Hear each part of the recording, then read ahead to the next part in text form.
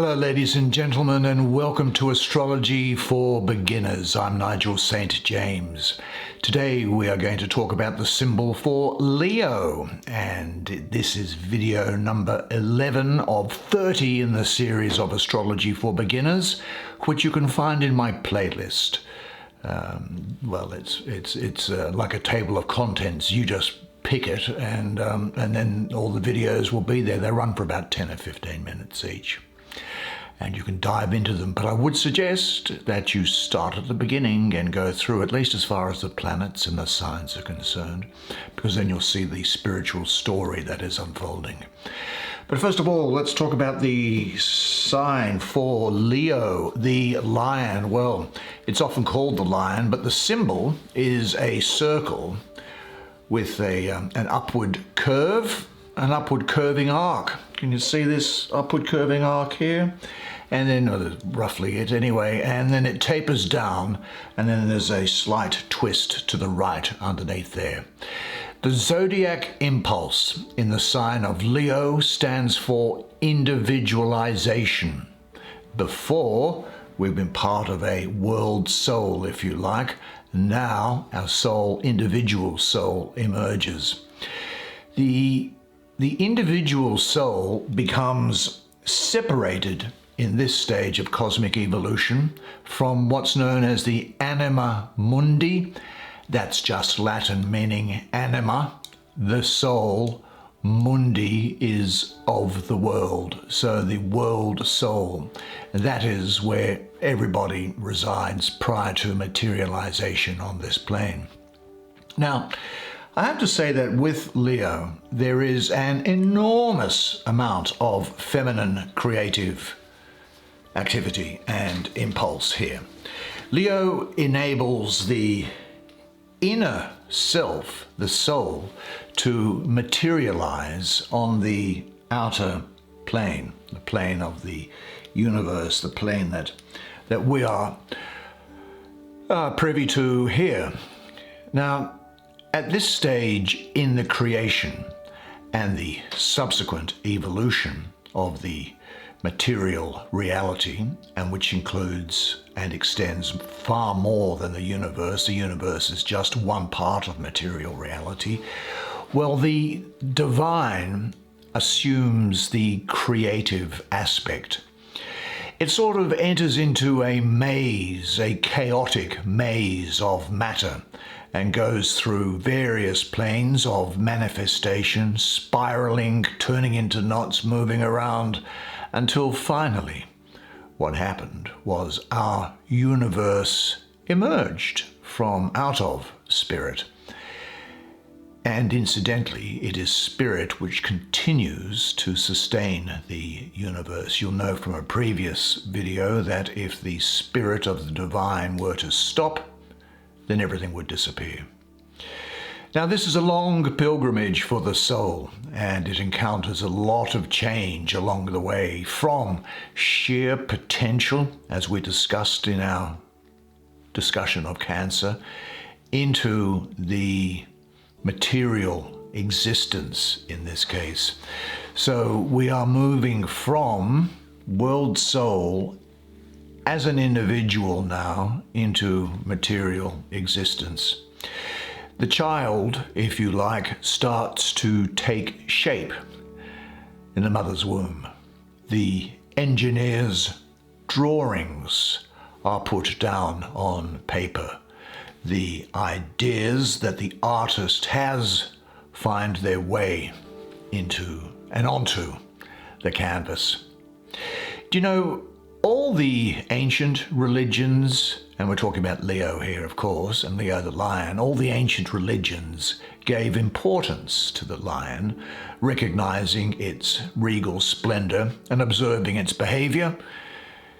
And it sees it is therefore, and the behavior is such that it basically doesn't do a lot until it wants to. It doesn't spend its time in sexual activity. It only has sex to procreate. It is, if you like, a tightly wound spring which is sitting still and can then burst into activity and motion.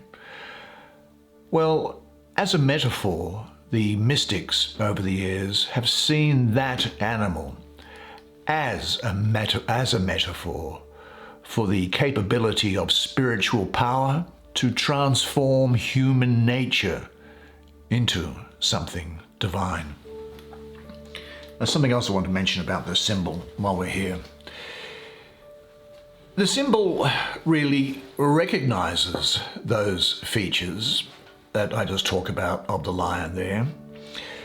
The end of cosmic creation and the individual soul coming from the anima mundi, separating and becoming individualized.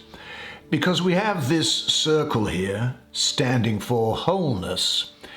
In some respects, and certainly in the Hindu tradition, it could be thought of as being the golden egg from which everything sprang.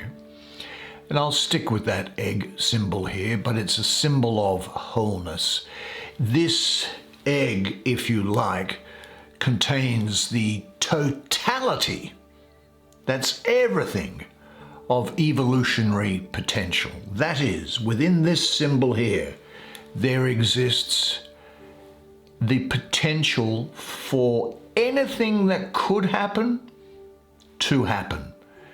It also has the potential within it for things not to happen. So there's the potential for failure, success, and everything in between. At this stage of the cosmic generation, the hard shell, and I'll use that egg analogy again, the hard shell, if you like, breaks the spirit, the individualized spirit. And this can be considered also the anima mundi, the world soul. Well, the individual soul then breaks and comes out. It comes out into matter.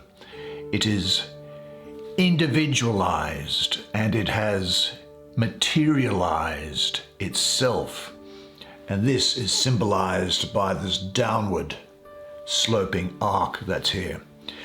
Now, the purpose of being in matter, of course, is to gain experience. There's nothing more remarkable than that.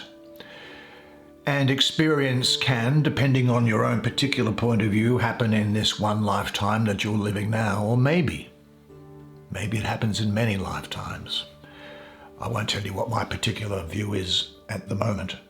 I'll just leave it for you to think about, because it's about experience. But ultimately, whether it's one lifetime, two, several, or more as a human, or as any other feature of material universe, then you may say that ultimately the soul then wants to turn homeward and come back towards its spiritual union with the divinity. All of materialization ultimately wants to return to spiritual unity.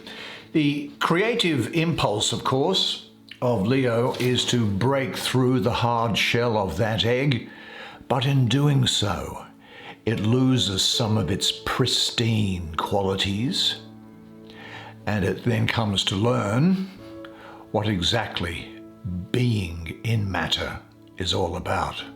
And we'll talk about that in the next video to do with Virgo. In the meantime, remember this, that you are a legend, and I look forward to seeing you next time. And until then, it's bye for now.